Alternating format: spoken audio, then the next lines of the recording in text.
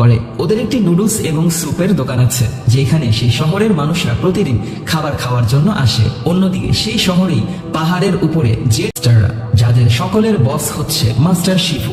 Master Shifu সেইখানে থাকা আরো 5টি কুংফু ওয়ারিয়রদেরকে ট্রেনিং করাচ্ছে। ট্রেনিং এর মধ্যেই মাস্টার শিফুর কাছে খবর আসে যে সবার সব থেকে বড় মাস্টার উগুয়ে তাকে ডেকে পাঠিয়েছেন। শিফু খুব দ্রুত দৌড়ে উগুয়ের কাছে চলে আসে। উগুয়ে তখন মাস্টার শিফুকে বলে যে আমি স্বপ্ন দেখেছি টাইলং বের হয়ে যাবে। টাইলং হচ্ছে এমন একজন শক্তিশালী সৈনিক যে কিনা এই জেট প্লেসকে ধ্বংস করে দিতে চায় এবং জেট প্লেসের মধ্যে থাকা ড্রাগন স্ক্রোলটিকে নিতে চায়। মাস্টার শিফু জিজ্ঞাসা করে যদি টাইলং চলে আসে তাহলে আমরা কি করব। তখনই উগুয়ে বলে যে এখন সময় হয়েছে ড্রাগন ওয়ারিয়রকে খুঁজে বের করার। ড্রাগন ওয়ারিয়র কে হবে? এটা ছিল পো। পো কুংফু কারাতের অনেক ভক্ত, এই জন্য ও সব লোকদেরকে তখনই জেট প্লেসে চলে যাওয়ার জন্য বলে। যখন ও জেট প্লেসে যাবে তখনই ওর বাবা ওকে বলে তুমি যদি সেইখানে গিয়ে নুডলস বিক্রি করো তাহলে আজকে অনেক বিক্রি হবে। সব মানুষরা সেই জেট প্লেসে উঠে আসে, কিন্তু আমাদের পো সেই জেট প্লেসের সিঁড়ি দেখেই ভয় পেয়ে যায়। পো ওর নুডলসের গাড়িটি নিয়ে সেখানে ওঠার অনেক চেষ্টা করতে থাকে। এক পর্যায়ে ও নুডলসের গাড়িটাকে রেখেই উপরে উঠে আসে। যতক্ষণে ও উপরে উঠে এসেছে ততক্ষণে জেট প্লেসের দরজাটি বন্ধ করে দেওয়া হয়। পো আর ভিতরে ঢুকতে পারে না। 5 কুংফু মাস্টার আকাশের মধ্য দিয়ে ঝাঁপ দিয়ে সেই জেট প্লেসের ময়দানে নেমে আসে এবং বিভিন্ন কারনামা দেখানো শুরু করে। পো সেই জেট প্লেসের বিভিন্ন ফাঁকফোকর দিয়ে দেখার চেষ্টা করলেও শেষ মুহূর্তে গিয়ে ও আর দেখতে পাচ্ছিল না। ও ভিতরে ঢোকার অনেক চেষ্টা করতে থাকে। এক পর্যায়ে যখন ও আশা ছেড়ে দেয় তখনই ও সেখানে কিছু ফায়ারওয়ার্কস খুঁজে পায়। মাস্টার উগুয়ে অনুভব করতে পারে যে ড্রাগন ওয়ারিয়র ওদের আশেপাশেই আছে। সবাই মিলে সিরিয়ালে দাঁড়িয়ে পড়ে কে হবে ড্রাগন ওয়ারিয়র এইটা দেখার জন্য।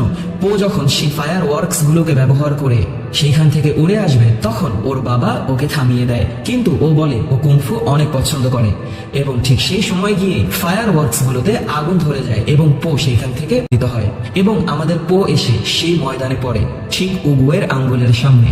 পো বলতে থাকে যে আমি ভুলবশত এইখানে চলে এসেছি, কিন্তু মাস্টার উগুয়ে বলে যে তুমিই হচ্ছ ড্রাগন ওয়ারিয়র, আমি তোমাকেই দেখাচ্ছি। মাস্টার উগুয়ে পোকে ড্রাগন ওয়ারিয়র ঘোষণা করার সাথে সাথেই সেখানে আনন্দ উদযাপন করা শুরু হয়ে যায়। কিছু ঘুষ এসে পোকে সেই মহলের ভিতরে নিয়ে যায় এবং মাস্টার শিফু উগুয়েকে বলার চেষ্টা করে যে এটা একটা অ্যাক্সিডেন্ট ছিল, কিন্তু উগুয়ে বলে অ্যাক্সিডেন্ট বলে কোনো কথা নেই। পো জেট প্যালেসের ভিতরে পৌঁছানোর পর সেইখানে রাখা বিভিন্ন মাস্টারদের বিভিন্ন অস্ত্র দেখে একেবারে পাগল হয়ে যায় আনন্দে। যখন মাস্টার শিফু সেইখানে চলে আসে তখন পো ভুলবশত হুইস্পার ওয়ারিয়রদের চারটিকে ভেঙে ফেলে। মাস্টার শিফু তখন পোকে বলে তুমি ভেবেছো তুমি এত সহজেই ড্রাগন ওয়ারিয়র হয়ে যাবে? তোমাকে আগে ট্রেনিং করতে হবে এবং তোমাকে প্রমাণ করতে হবে যে তুমি এটার যোগ্য। মাস্টার শিফু তখন ওকে নিয়ে আসে একটি ট্রেনিং রুমের মধ্যে, যেখানে ও অন্যান্য 5 মাস্টারকে ট্রেনিং করতে দেখে একেবারেই অবাক দৃষ্টিতে তাকিয়ে থাকে। পোকে বলা হয় ওর কেরামতি দেখানোর জন্য, কিন্তু পো বলে আমি ছোট থেকে শুরু করতে চাই। তাই পোকে একটি পাঞ্চিং পিলোতে পাঞ্চ করার জন্য বলা হয়। পো সেইখানেই নাচা শুরু করে। এক পর্যায়ে ও ছোট একটি ঘুষি দিয়ে দেখে ঠিকঠাক আছে। শিফু যখন ওকে জোরে ঘুষি দিতে বলে তখন ও শক্তি দিয়ে একটা ঘুষি দিলে সেই পাঞ্চিং ব্যাগটি এসে ওকে আবারও পাঞ্চ করে এবং ও ট্রেনিং গ্রাউন্ডের মধ্যে নেমে যায়। সেইখানে একের পর এক আঘাতপ্রাপ্ত হয়ে ও জ্বলন্ত শরীরে মাস্টার শিফুর সামনে এসে পড়ে। সেই দিন রাতে সবাই মিলে ওকে নিয়ে অনেক হাসাহাসি করে।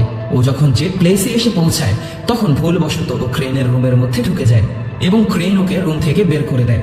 তখনই মাস্টার টাইগার সেইখানে এসে ওকে বলে তুমি জেট প্লেসে থাকার যোগ্য নও। তোমার যদি বিন্দু পরিমাণ জ্ঞান থাকে যে এইখানে আমরা কি করি তাহলে তুমি জেট প্লেস ছেড়ে আজকেই চলে যাবে। ও মন খারাপ হওয়া শুরু করে। মাস্টার উগুয়ে সেইখানে পৌঁছায় এবং পোকে বলে তোমার ভরসা রাখতে হবে। Yesterday is a history, today is a mystery, but tomorrow is a gift. তাই ওরা যা বলে ওদেরকে বলতে দাও, তোমার ভাগ্য তোমার হাতে। মাস্টার উগুয়ের কাছ থেকে এই কথা শোনার পর পান্ডা অনেক সাহস ফিরে পায়। অন্যদিকে জেট প্যালেস থেকে পাঠানো ঘুষের একটি পাখাকে তুলে নিয়ে সেইটাকে ব্যবহার করে টাইলং ওকে কয়েদ থেকে মুক্ত করে ফেলে। সেখানে টাইলংকে পাহারা দিচ্ছিল 1000 গার্ডস।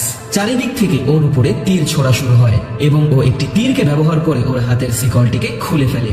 এরপরে ও দেয়ালের মধ্যে সেই তীরগুলোকে দিয়ে সিঁড়ি তৈরি করে উপরের দিকে জাম্প করে ওঠা শুরু করে। শত শত তীর যখন ওর দিকে এগিয়ে আসছিল, ও সেগুলোর হাত থেকেও নিজেকে বাঁচিয়ে উপরে উঠে এসে সব পুলিশ রাইনোদের উপরে আক্রমণ করে বসে। ওর ক্ষমতার কাছে কেউ কিছুই ছিল না। ও মারতে মারতে এমন একটি ব্রিজে এসে পৌঁছায় যেখানে উপরের বড় বড় পাথরের মধ্যে অসংখ্য বোমা লাগিয়ে রাখা হয়েছিল। সে বোমগুলোকে ব্লাস্ট করে দেওয়ার পর পাথরগুলো নিচে পড়ে সেই সিঁড়িটাকে ভেঙে ফেলে এবং টাইলনকে নিয়ে নিচে পড়া শুরু করে। এরপরেও টাইলন হার মানতে রাজি ছিল না। উপর থেকে নেমে আসে সেই পাথরগুলোতে জাম্প করে করে ও একেবারে উপরে উঠে আসে এবং সর্বশেষ বোমটিকে দিয়ে সেই জেলখানার গেটটিকে পুরোপুরি ধ্বংস করে ফেলে। টাইলন তখন সেই গুজকে বলে জেড প্যালেসে গিয়ে জানানোর জন্য যে আমি ফিরে আসছি। পরের দিন মাস্টার শিফু পো এর রুমে পোকে না পেয়ে তার কাছে মনে হয় পো জেড প্যালেস ছেড়ে চলে গিয়েছে। আনন্দের সাথে সবাই মিলে যখন ট্রেনিং গ্রাউন্ডে এসে পৌঁছায় তখন দেখতে পায় পো সেখানে ট্রেনিং করতে গিয়ে আটকা পড়ে গেছে। ক্রেন ওকে সেখান থেকে ছুটিয়ে দেয়। এরপরেই ওকে বলা হয় তোমাকে এখন কঠোর পরিশ্রম করতে হবে।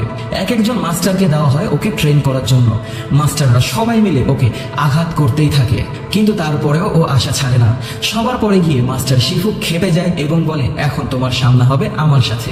মাস্টার শিফু ওকে চোখের পলকে উল্টিয়ে পাল্টিয়ে সেই জেট প্লেস থেকে ছুঁড়ে বাইরে ফেলে দেয় এবং ও সেই সিঁড়ির নিচে গড়িয়ে পড়তেই থাকে।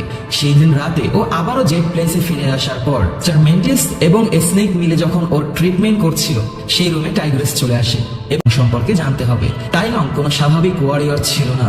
ওকে বাচ্চা বয়সে যখন জেট প্লেসে ফেলে দিয়ে যাওয়া হয় তখন মাস্টার শিফু টাইলনকে নিজের ছেলের মতো করে বড় করেছে এবং নিজের ছেলের মতো করেই ট্রেনিং দিয়েছে। টাইলন শক্তিশালী হতে হতে এক পর্যায়ে অনেক শক্তিশালী হয়ে যায়, কিন্তু মাস্টার উগুয়ে টাইলংয়ের মধ্যে বাজে চিন্তা ভাবনা দেখতে পায়। টাইলংয়ের মাথা তখন খারাপ হয়ে যায় এবং ও শহরের ভিতরে অ্যাটাক করে মানুষদেরকে মেরে জেট প্লেসে এসে জোরপূর্বক সেই ড্রাগন স্ক্রোল নিয়ে নেওয়ার চেষ্টা করে। শিফু ওকে ঠেকাতে অসক্ষম ছিল কারণ শিফু ওকে বড় করেছে। তখন মাস্টার উগুয়ে টাইলংকে প্যারালাইজ করে দেয় এবং ওকে জেলখানায় বন্দি করে দেওয়া হয়। এরপর থেকে মাস্টার শিফু কখনোই অন্য কাউকে টাইলংয়ের মতো করে ট্রেনিং দেয়নি। ঠিক ওই সময় মাস্টার শিফুর কাছে খবর এসে পৌঁছায় যে টাইলং ছুটে গেছে। মাস্টার শিফু ছুটে যায় উগুয়ের কাছে। উগুয়ে তখন শিফুকে বলে তুমি যদি ভরসা রাখো পো এর উপরে তাহলে সেই পান্ডাই টাইলংকে ঠেকাবে, তোমাকে বিশ্বাস করতে হবে। এবং তখন মাস্টার উগুয়ে শিফুকে তার নিজের লাঠিটি দিয়ে সেইখান থেকে চিরবিদায় নিয়ে চলে যায়। পো বাকি মাস্টারদের জন্য নুডলস তৈরি করে। সবাই সেই নুডলস খাওয়া অবস্থায় যখন দুষ্টামি ফাজলামি করে সময় পার করছিল তখনই সেইখানে মাস্টার শিফু চলে আসে। শিফু বলে টাইলং চলে গেছে এবং উগুয়ে আর বেঁচে নেই, তোমরা হাসাহাসি করছো। 5 মাস্টার বলে আমরা যাব টাইলংকে ঠেকানোর। পো সেইখান থেকে ভেগে পালানো শুরু করে। শিফু ওর সামনে চলে আসে এবং ওকে ঠেকায়। তখন শিফু বলে তোমাকেই টাইলংকে থামাতে হবে। পো বলে যে আমি এইখানে আসার পর থেকেই আপনি চেষ্টা করেছেন আমাকে তাড়িয়ে দেওয়ার জন্য, আর এখন আমার উপরে এত বড় দায়িত্ব তুলে দিচ্ছেন। আপনি কখনোই আমার উপরে বিশ্বাস করেননি, তাহলে বলুন কিভাবে আমি টাইলংকে থামাবো। মাস্টার শিফু কোনো জবাব দিতে পারে না। এইটা শুনতে পেয়ে মাস্টার টাইগ্রেস অন্যান্য মাস্টারদের সাথে টাইলংকে ঠেকানোর জন্য ছুটে চলে যায়। পরের দিন মাস্টার শিফু যখন মন খারাপ করে পাহাড়ের উপরে বসেছিল কিছু ভাঙাচোরার আওয়াজ শুনতে পেয়ে উনি জেট প্লেসের ভিতরে ঢুকে আসে এবং দেখতে পায় সেইখানে আমাদের পো খাবার চুরি করে খাওয়ার জন্য কাঠের শেলফগুলোকে ঘুষি দিয়ে লাথি দিয়ে পুরো ভেঙে ফেলেছে। মাস্টার শিফু বলে যে মাংকি ওর কুকিজগুলোকে উপরে লুকিয়ে রাখে। এইটা বলে উনি পাশে লুকিয়ে থাকে এবং দেখতে পায় সেই কুকিজ নেওয়ার জন্য পো খুব সুন্দরভাবে ব্যালেন্স করে নিজেকে উপরে ঝুলিয়ে রেখেছে। মাস্টার শিফুর কাছে মনে হয় যে ওকে যদি ট্রেন করা হয় তাহলে ও ভালো কিছু করতে পারবে। মাস্টার শিফু পোকে নিজের সাথে করে নিয়ে যায় পুল অফ সেক্রেট টিয়ার্সে, যেখানে সর্বপ্রথম কুংফু জন্ম নিয়েছিল। পো এইটা জানতে পারার পর অনেক আনন্দিত হয়ে যায় এবং ও মাস্টার শিফুর সাথে ট্রেনিং করা শুরু করে। মাস্টার শিফু ওকে বলে এই নাও তোমার জন্য খাবার, কিন্তু ওই খাবার নিতে হলে ওকে মাস্টার শিফুর সব কথা শুনতে হবে। ও সেই খাবার নেওয়ার চেষ্টা করতে থাকে এবং এর মাধ্যমে মাস্টার শিফু ওকে ট্রেনিং করাতে থাকে। ও চুরি করে খাবার খাওয়ার চেষ্টা করলে মাস্টার শিফু ওকে তখনও ঠেকিয়ে দেয়। ও একটু খাবারের জন্য খুব দক্ষতার সাথে মাস্টার শিফুর সাথে ফাইটিং করতে থাকে। এক পর্যায়ে গিয়ে একের পর এক অ্যাটাক থামানোর পর ওর সর্বশেষ সময়টি চলে আসে ওর পরীক্ষা দেওয়ার। ওকে খাবার দিয়ে বলা হয় তুমি খেতে পারো। ওর কাছে একটু অন্যরকম মনে হলেও ও যতবারই খাবার নিতে যাচ্ছিল ততবারই মাস্টার শিফু সেই খাবারগুলোকে নিয়ে খেয়ে ফেলে। এক পর্যায়ে মাস্টার শিফু সবগুলো খেয়ে ফেলে, কিন্তু একটা খাবার থেকে যায়। এরপরেই ওই খাবারটাকে নিয়ে ওদের মধ্যে একটি অসাধারণ ফাইটিং সৃষ্টি হয়।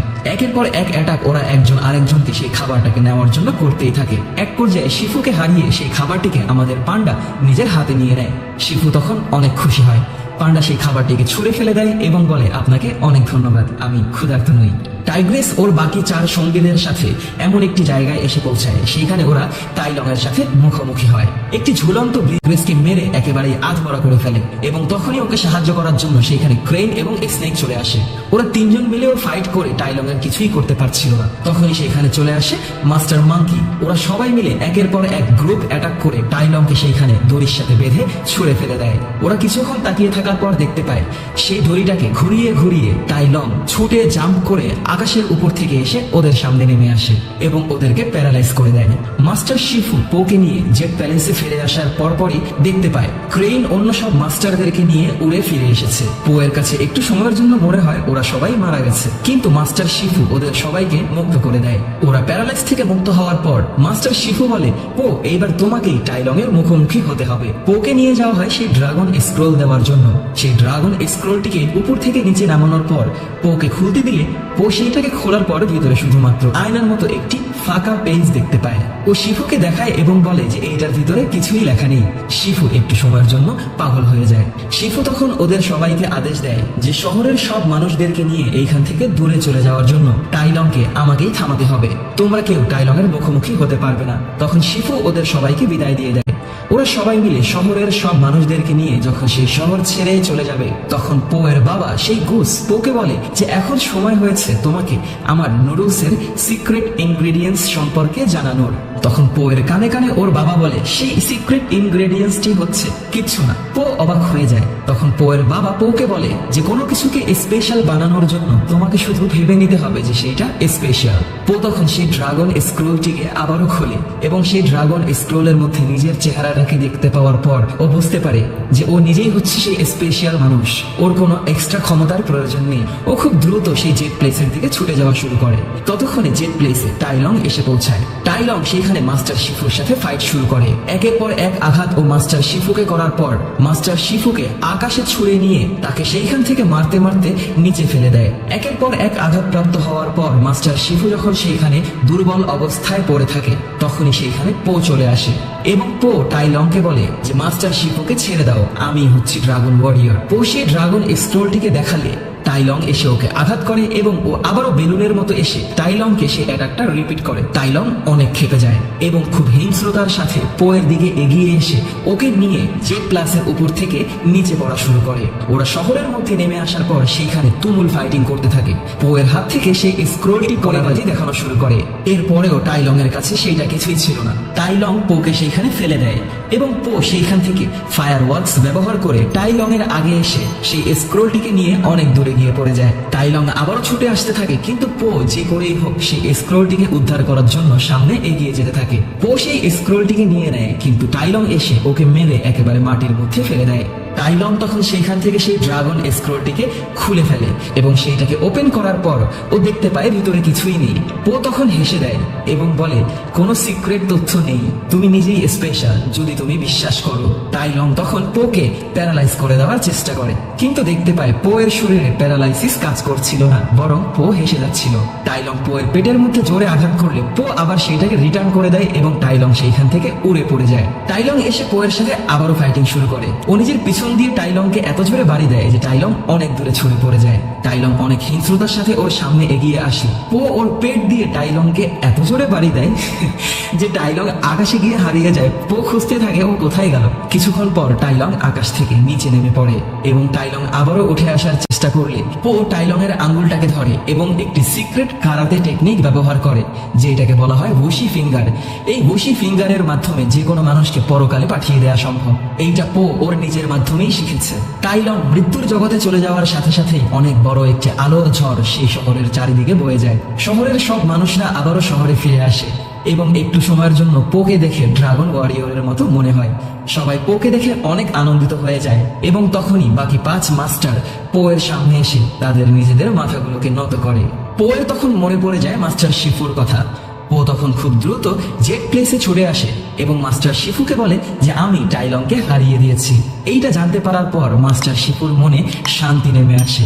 মাস্টার শিফু বলে উগুয়ে ঠিক যেমনটা ভবিষ্যৎবাণী করেছিল ঠিক তেমনটাই হয়েছে। মাস্টার শিফু সেখানে রেস্ট করা শুরু করলে পো মনে করে মাস্টার শিফু মারা গেছে। পো চিৎকার করে উঠলে মাস্টার শিফু ওকে ঝাড়ি দিয়ে থামিয়ে দেয়। পো তখন মাস্টার শিফুর পাশে শুয়ে থেকে ও নিজেও শান্তির ইয়োগা করতে